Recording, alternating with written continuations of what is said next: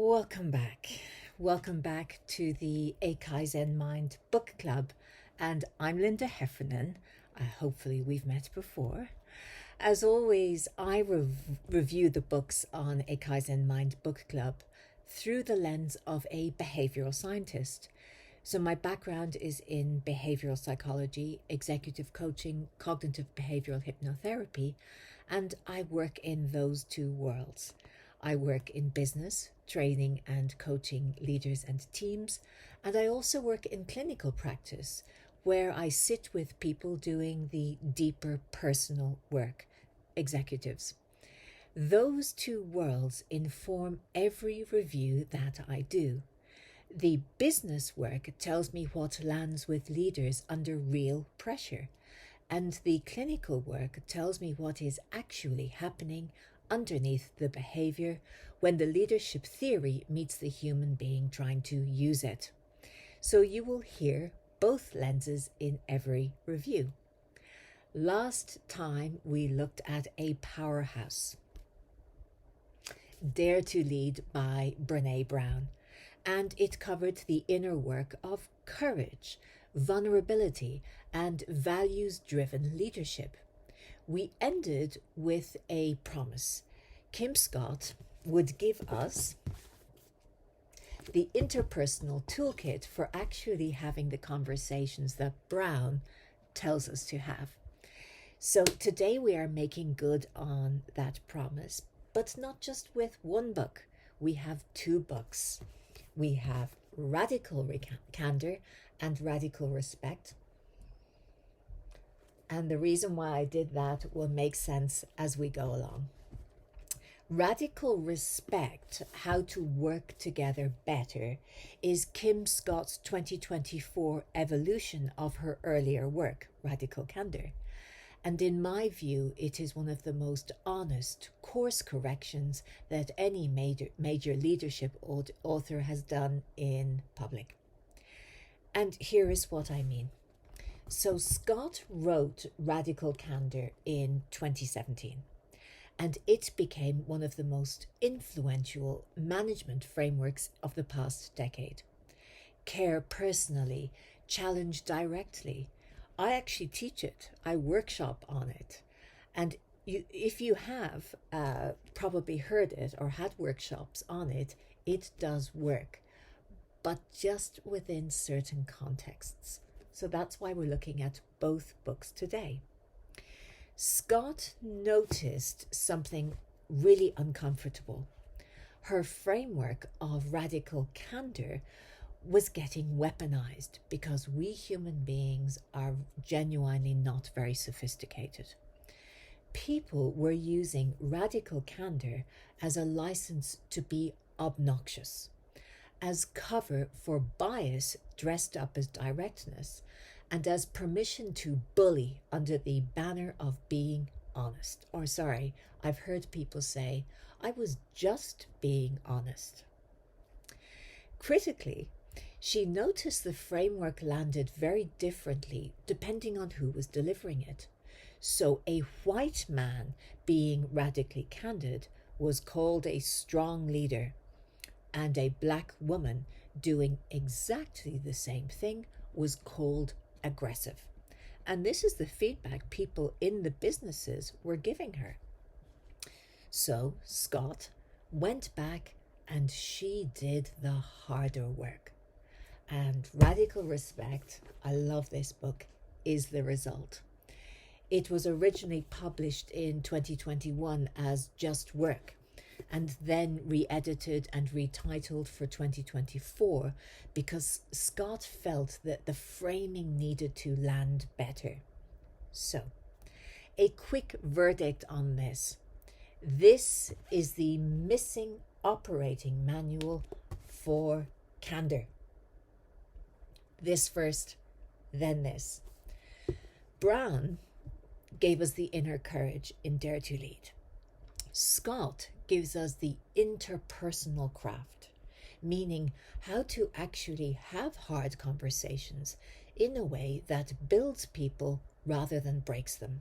And this is in a world where power and identity are never absent from the room. Any room, folks, and certainly not the executive space. So the core premise of these books are very simple. Respect, candor, says it all. You cannot have candor without respect first. Respect in a real workplace means actively confronting bias, prejudice, and bullying rather than pretending they do not exist. And then the candor can come in. Scott's central distinction is that there are two things we call respect, and we constantly refuse them. The first is admiration, which is earned. You respect someone's work, their judgment, their track record.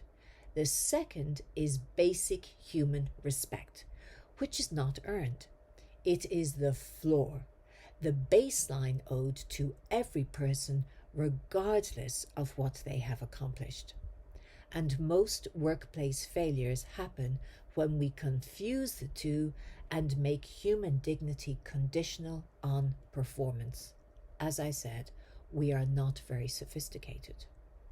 So the book is built around one core framework, and Scott distinguishes between three different problems that look similar on the surface but need completely different solutions. Bias. This is unconscious. It is the snap judgment you did not know you were making. It is the assumption about who looks like a leader, or the reason the same idea gets ignored from one person and praised from another. Often the woman saying and the man taking credit. Bias is not about intent, it is about pattern. The second point, prejudice. Now this is conscious. If bias is unconscious, prejudice is conscious. It is a held belief set in a stereotype. The person actually thinks women are less strategic, or that older workers cannot adapt, or that people from a certain background do not belong in the room. This is not a cognitive glitch, it is a world view. And the third one, the one we all get nervous about, bullying. This is deliberate cruelty. It is being mean on purpose to establish dominance, to humiliate, or to push someone out. It may or may not be driven by prejudice. Sometimes it is just meanness wearing a suit, or insecurity, but that's a whole other question. Scott's point is that these three need three different responses. So bias is addressed with an interruption, meaning a prompt that invites the person to notice what they just did. And prejudice is addressed with a boundary. You do not change their mind, okay? It's difficult to do that. You clarify what is acceptable in this workplace. And bullying is addressed with consequences. Full stop. No discussion, no negotiation. So on consequences, Scott is quite specific here. She argues leaders must be willing to use these three kinds. The first is conversational consequences, when you name the behavior in the moment publicly if needed. The second is compensation consequences, where bonuses, raises, and financial rewards are tied to how people treat each other. Not just what they produce, how they treat each other. And the third is career consequences, meaning promotions, assignments, and ultimately whether someone keeps their role. Most organizations pretend to care about behavior, but only measure output. And then they wonder why the culture is toxic. I told you, we're not very advanced. So the book also maps the roles that we each play in workplace dynamics. There is the person doing harm, the person being harmed, and the upstander. That is the person with the privilege to intervene who actually does, an upstanding citizen. The leader who's setting the norms and the observer deciding whether to speak up. So Scott argues we are all at various moments in all of these roles. Each one carries a specific responsibility. I add in something there when I'm doing some training for people about bystander effect. It's not in the book, but I do look at it. Most importantly, Radical Respect is not a diversity and inclusion book in the compliance sense. Okay? It is a performance book. And Scott's argument is that bias, prejudice, and bullying are not just moral problems. They are performance destroyers, and they waste talent, they kill psychological safety, and make high performance impossible. Fixing them is not a nice to have thing. It's actually how teams win. And I think I held up Radical Respect earlier when I should have held up Radical Candor. Sorry, I wasn't looking properly. So let me talk about Kim Scott's credibility for writing Radical Candor and Radical Respect. So Kim led AdSense, YouTube, and the DoubleClick teams at Google. And she was a member of the faculty of Apple University. She has been a CEO coach at Dropbox, Qualtrics, Twitter, and other companies during some of their most intense growth years. Before all of that, she started a diamond cutting factory in Moscow and managed a pediatric clinic in Kosovo. So she is not purely a Silicon Valley native. And if any of you ever watch Masterclass, her work on Masterclass is phenomenal. Radical Candor has become a bestseller and the foundation of a significant leadership training business. She co-hosts the Radical Candor and Radical Training podcasts, and I highly recommend them. She trains leaders at scale. This is someone who has watched her own framework succeed, fail, and be misused across thousands of organizations. And then she has written the honest follow-up, and I love this. So the book's endorsements give you a sense of its positioning. They include Adam Grant, who we've looked at, Sheryl Sandberg, Daniel Pink, Angela Duckworth, Grit, we've also looked at her, Henry Louis Gates Jr. at Harvard, and Beth Comstock, formerly of GE. So this is mainstream serious business literature. It's not an activist tract, and it is not a compliance manual. Okay. Now, why this research matters so much right now. I'm going to situation in it right now. We are in a deeply strange moment for workplace culture conversations, and this is 2026, if that's relevant. The decade after Me Too and after George Floyd produced an enormous amount of well-intentioned organizational activity. DEI programs, unconscious bias training, value statements. Much of that is now being rolled back. It's being attacked politically, or it's quietly being defunded. It's not quite Gilead, but there's a lot of change. Into that moment, Scott's book, excuse me, it does something unusually valuable, I think. It does not preach, it does not idealize, it reframes the whole conversation as a performance issue. So if your team has unchecked bias, prejudice, or bullying, it does not matter how good your strategy is. You are leaving performance on the table, and this is a language any serious leader can engage with, regardless of where they sit politically. It also does something Radical Candor did not. Radical Respect, okay. It takes seriously that feedback, candor, and directness land differently depending on who you are. Scott is explicit. Women who use her Radical Candor framework often get called bitchy, abrasive, and bossy. Black women told her that Radical Candor was a riskier strategy for them than for white women. And a tall black man walking into a room is received differently from a short white woman walking into the same room. And pretending otherwise is not neutrality, folks. It is just ignoring reality. That honesty is why radical respect is the evolution and not just the sequel.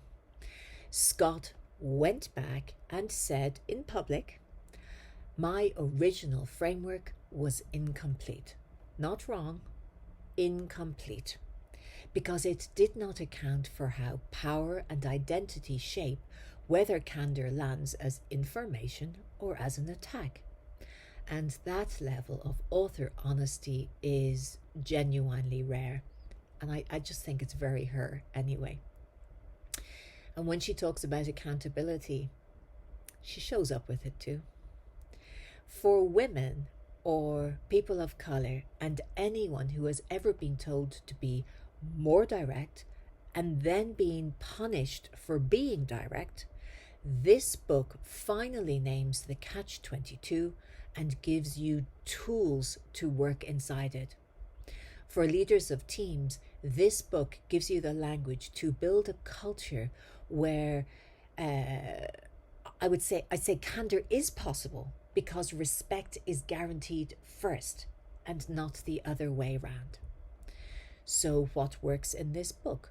Well, this book is structured as a practical toolkit. It's not a manifesto.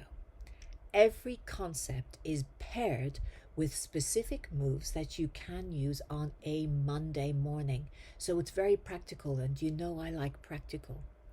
There are specific things that the book does exceptionally well. The bias, prejudice, and bullying distinction, which actually is in Radical Respect, is on its own the best organizing idea I have seen for workplace behavioural conversations. Once you can name which of the three you are dealing with, you stop having the wrong argument. You stop trying to educate a bully or punish someone who had an unconscious slip as if they were a bigot. Okay? Different problem, different response. The language for bias interruption is genuinely practical. Scott gives you a specific set of phrases that are short, they are non-accusatory, and they're usable in the moment for when you notice bias happening. And this is the hardest skill in the book, and she takes it seriously. Most leadership books tell you, call it out, okay? Scott turns around and tells you exactly what to say as you call it out. And her treatment of the roles is clarifying. The upstander role is especially interesting for me, meaning the person with privilege who chooses to use it to interrupt harm to someone else gives every reader a practical question.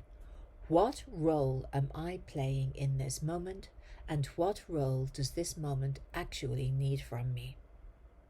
So her section on quantifying bias in promotions and performance reviews it's exactly the kind of operational move most DEI writing misses. She does not just say bias is bad in promotions. No. She shows you how to measure promotion rates by demographic, surface the gaps, and have the conversation with data instead of accusation. And the book is honest about Scott's own failures. She tells stories about times when she was the person doing harm. Very human of her. She tells about the times when she was the observer who should have spoken up, and times when she used her own framework badly. And I don't think that's performed humility. I think it is someone genuinely reckoning with her own track record, and it makes everything else land harder. The link back to Radical Candor is important and well handled. She does not abandon her earlier work. She shows you how radical respect is the foundation that has to be in place for radical candor to work ethically. So, respect first, candor second.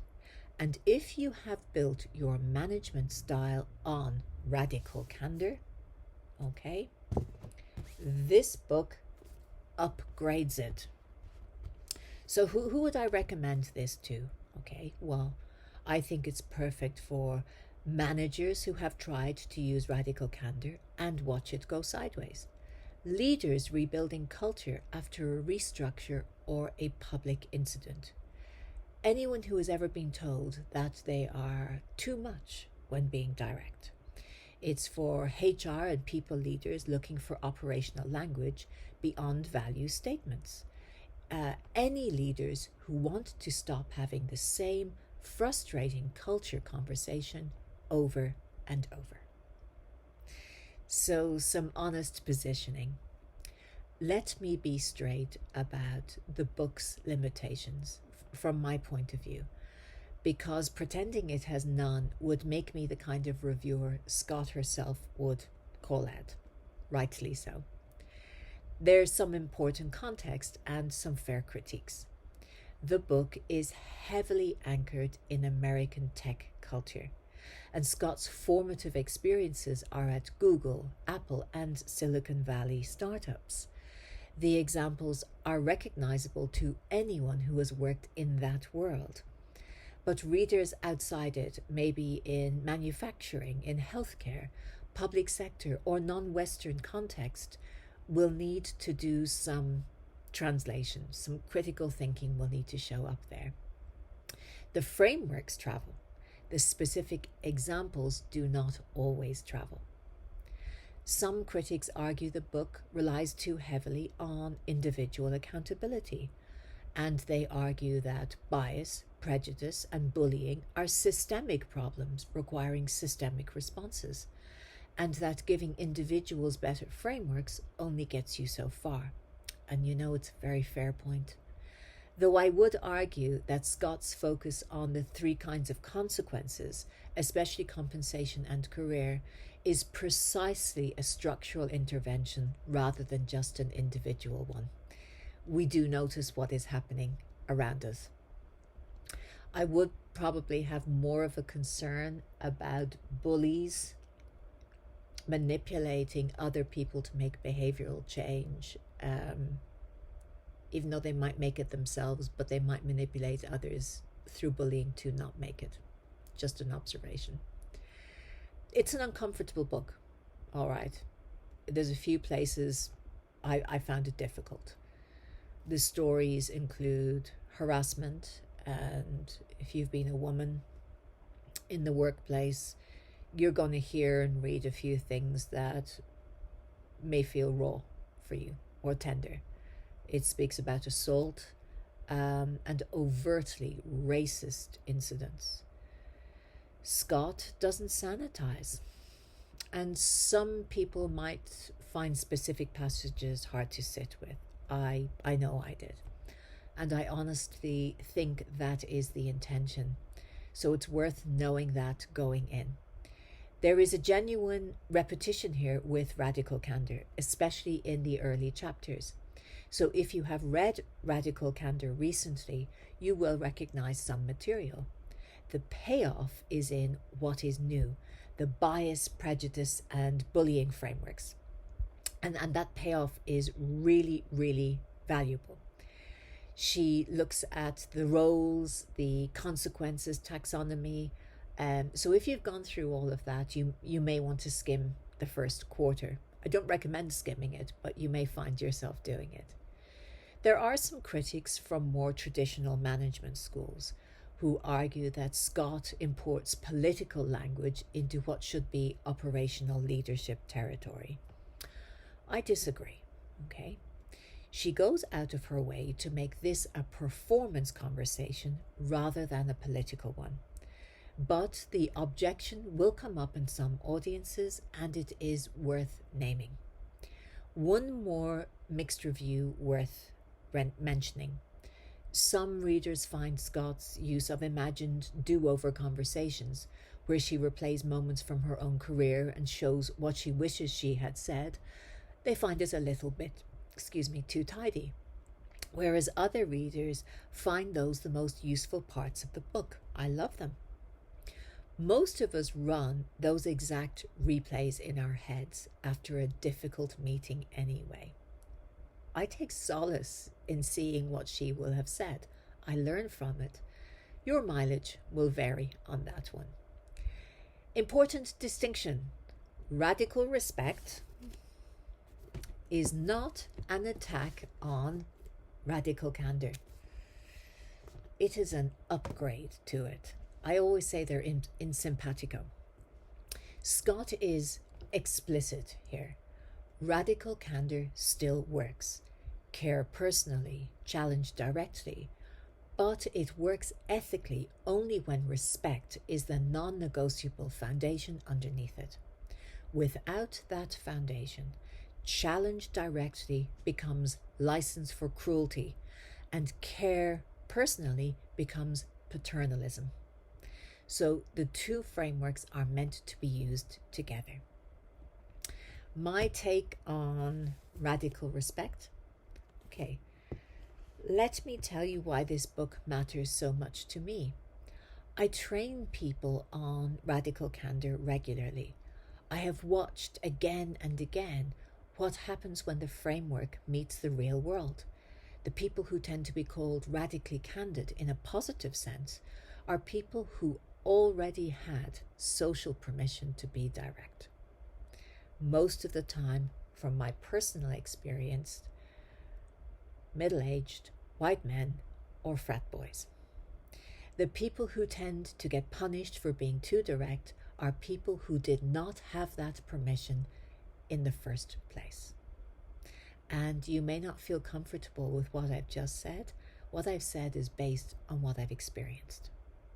So in other words, radical candor without radical respect does not distribute feedback ability equally. It amplifies who already has the mic. And Scott knows this, okay? This is why she wrote this book. That honesty, going back and fixing your own most successful framework because you have watched it land unequally. That is the kind of leadership modeling most authors never do. Most of them just write a sequel. And this brings me to a deeper point. Directness is one of those behaviors that gets rewarded or punished based entirely on who is doing it. That is not a flaw in radical candor as a concept. It is a reality of the environment the concept operates inside. Any framework that ignores that reality will work beautifully for some people and unevenly for others, no matter how well it is taught. So radical respect corrects that. It says, before we talk about how to give feedback, let us talk about who gets to give feedback, who gets to receive it how, and what do we do when the answer is uneven. That is the conversation most leadership books refuse to have. Connecting back to Brown, last episode we said leadership is about internal courage, not external armor. And this week we extend that. Courage alone is not enough. You can be as vulnerable, values-driven and clear as Brene Brown wants you to be, and still cause harm if you have not reckoned with the bias, prejudice and bullying operating in your environment, including from you. Brown gives us the inner work. Scott makes sure that inner work actually translates fairly into outer action. The most powerful leaders I have worked with are not the ones with the best rehearsed, performed feedback scripts. They are the ones who have done enough internal work on their own bias and power that their feedback actually lands as information and not as a threat. And that is what radical respect builds. If clear is kind was the headline from Brene Brown, then respect first, candor second is the headline from Scott. And I think you need them both. Scott tells us we need them both. I agree. So Linda, this is a long one today because I'm talking about 2 books. Should I read this? Linda, should I read this? Absolutely, if any of the following applies. If you lead people and you have noticed that just give honest feedback is not landing the way the books promised. If you have read Radical Candor and want the upgrade, or you have read Radical Candor and feel like it did not fully work for you and you want to know why, read it. If you lead a diverse team and you are tired of having the same culture conversations with no operational tools. If you are a woman, a person of color, or anybody who has been told to be more direct and then being punished for being direct. You want language to catch the catch-22. You are inside. Okay? If you are rebuilding a team after bullying, harassment, or a toxic manager, and you need a framework that goes beyond value statements, and if you want to continue building the authentic leadership foundation we have been constructing across these series, you are ready to add the interpersonal toolkit to the inner work Brene Brown started. So my take on this is where leadership gets operational. Dweck taught us mindset matters. Duckworth showed us effort sustained over time beats raw talent. Peters gave us tools for emotional regulation. Grant revealed how character skills unlock potential. Cuddy showed us that presence comes from alignment. Brown showed us that the highest expression of leadership is the courage to be vulnerable and clear. And now Scott completes the interpersonal picture. She shows us that courage without respect harms people, and that respect without operational tools is just a slogan. Radical respect is essential reading because it gives us the language, the distinctions and the consequences framework to build workplaces where candor is safe because respect came first. So, what next, Linda? Oh, I have a biggie, a beautiful one, and it's very, very connected to radical respect.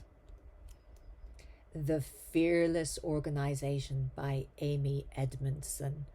I have 3 copies of this because I love it so much. I'm underlining one. I have one that I bring into trainings with me, and I have one that I'm going to stop loaning to people because I struggle to get my 3rd copy back at the moment. We're going to go deeper into the single concept that has been sitting under the entire series, okay? Psychological safety. Now, I know everybody says, oh, psychological safety, more of the psychological safety. Folks, it exists for a reason. Brown told us to lead with courage. Scott told us to lead with respect first and candor second. But here is the question that neither fully answers. What condition must be true of the team for anyone to have the courage to be vulnerable or the willingness to receive candor well in the first place? Edmondson's answer, built from decades of Harvard Business School research, is psychological safety. It is the shared belief that the team is safe for interpersonal risk-taking. It is the condition under which people will admit mistakes, ask questions, challenge the boss, and surface bad news early.